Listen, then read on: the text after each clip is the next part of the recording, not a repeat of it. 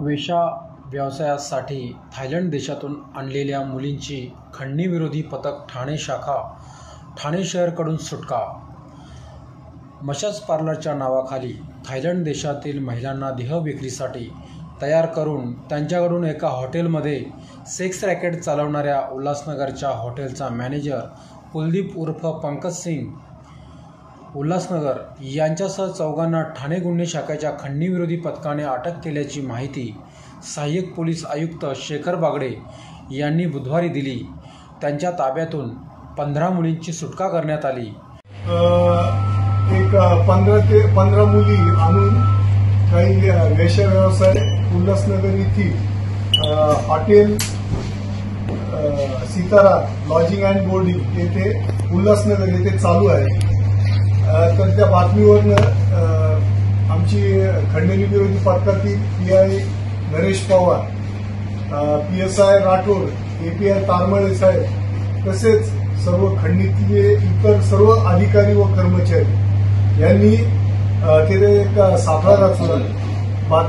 बातमीप्रमाणे ती खात्री केली आणि तिथं त्या खात्री पटल्याने तिथं रेड केली असता तेथे एकूण 15 बँकॉकवरून आणलेल्या मुली आणि एकूण 5,27,000 रुपये रोख कॅश तिथं मॅनेजर नामे कुलदीप उर्फ पंकज जयराम सिंग राहणार उल्हासनगर याच्याकडनं ते प्राप्त झाले.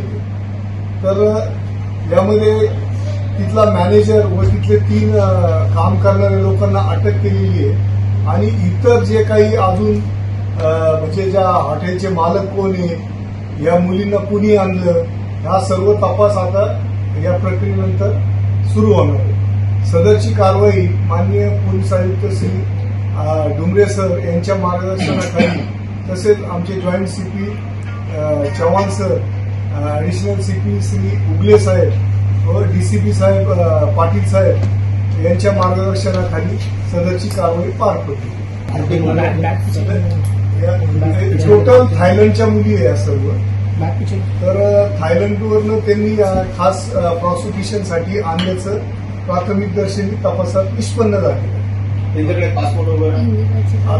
अजून आता त्याबाबत सर्व तपास होणार आहे.